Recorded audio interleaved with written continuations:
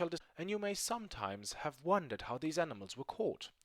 In another book I shall tell you about the different ways of catching different kinds of wild animals, but now I shall only tell you how a wild bear is caught. Of course, there are 2 or 3 ways of catching him alive, but I shall describe to you just one way. You must know by this time that everybody in the world, whether man, woman, or child, has some fault. Some have a bad temper, others are rude, and still others are obstinate, and many, especially children, are too greedy. And so it is among animals. They all have one fault or another. So the people who want to catch a wild animal find out first what fault that kind of animal has, whether he is greedy, or obstinate, or bad-tempered. And they catch the animal because of that very fault.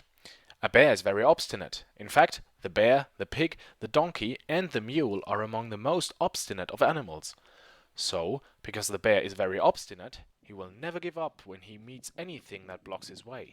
And if he has made up his mind to do anything, he will never give up, even if he finds he cannot do it and that it is very foolish to try to do it.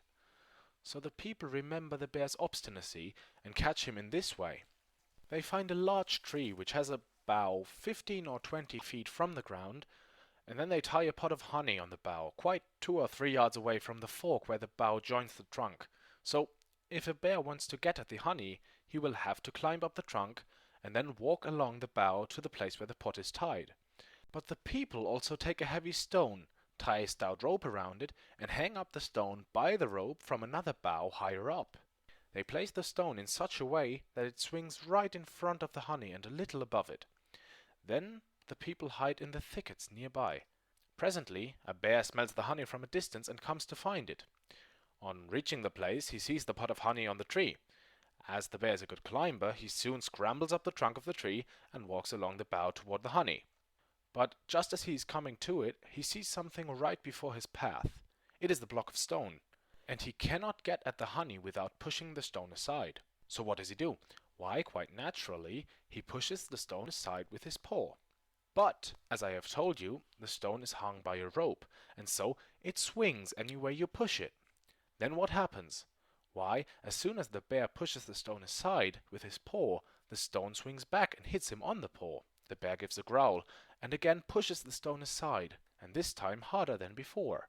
Then what happens? The stone swings back and hits the bear harder than before. In fact, the stone will always swing back just as hard as it is pushed. But the bear does not know that, so with another growl he pushes the stone again, and now much harder than before. Then of course the stone comes back much harder and whacks him again. This makes the bear really angry. He hits at the stone and sends it flying through the air in a big curve. But when the stone has gone up and up in that curve, it begins to come down the same way, and gives the bear a thumping whack on the jaw. Now, if the bear were not such an obstinate animal, he would go away after that third blow and try to forget the honey. But the bear will never give in.